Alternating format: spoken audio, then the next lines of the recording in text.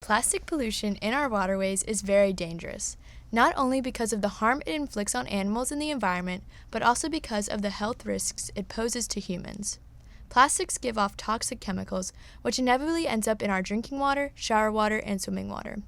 Plastics also break down into microplastics, which fish, birds, and other creatures consume and can possibly die from. Microplastics in animals also harm humans because many of those creatures are eaten by humans. Therefore, humans are consuming that plastic as well. Single-use plastics are so convenient, and we don't pay the true cost of single-use plastics. So when a consumer gets a water bottle, you're not really paying for the cost of the full life cycle of that plastic item. You are paying for the convenience of being able to take it to your car to consume it, but society is left to pay the cost of that single-use plastic.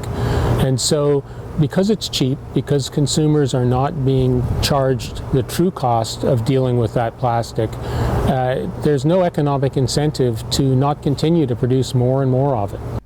The chemicals that are within the plastic help break down the plastic in the water over time. The time span of the breakdown varies for each type of plastic. For example, water bottles take about 450 years, while chip bags take about 3 to 6 months. Once the plastics are broken down, toxic chemicals are released into the ocean.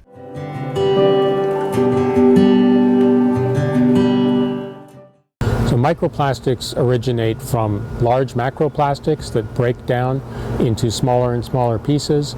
And so over time, they will accumulate a higher and higher load of these organic pollutants, and they can be passed on up the food web. And if at some point we become part of that food chain, then we're ingesting those organic pollutants as well. What did the environmental science class build to remove microplastics from the Mississippi River water sample? We built a density separator. This device takes the water sample from the river and filters out the plastics. How does the density separator work? From the sanitary tee PVC at the bottom, there is a tube that connects to sea salt water, and that pumps into the sample. The salt water has a higher density than the plastic. This will cause the plastic to rise to the top and exit out of the top sanitary tee PVC. What did the class do with the microplastics after they were removed? We measured the plastics with a ruler, looked at them under a microscope to identify if they were clear or colored. What did we hope to learn?